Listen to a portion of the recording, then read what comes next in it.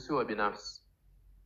Unapopata nafasi, Petro alipata nafasi ya kuwa mbele ya Yesu, akaomba vitu kwa ajili ya watu wengine. Sawa pendo? Na wewe pia ukipata nafasi nzuri, basi omba vitu pia kwa ajili ya wengine, usiombe kwa ajili yako.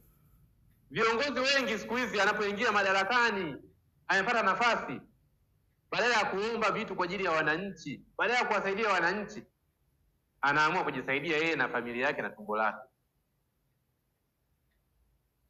Nyerere alikuwa ni kiongozi wa pekee sana. Nyerere alikuwa ni kama Petro.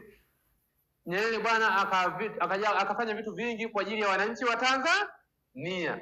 Nyerere amestaafu, amekuwa maskini. Amestaafu akiwa nani?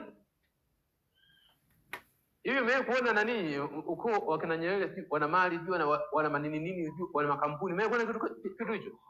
Mimi nauliza nyinyi, mimi kuona ukoo wa kina Nyerere wana makampuni. Mimi kuona wana mali si za ajabu mzima nini si makampuni gani? Mimi kuona. Lakini hao wengine hawa akishaingia kwenye urais akitoka tajiri. Tufuate mfano wa Petro. Unapopata nafasi usijikumbuke, kumbuka wengine kwanza, fanya kazi kwa ajili ya wengine. Sawa pendwa Ndugu zangu katika Kristo,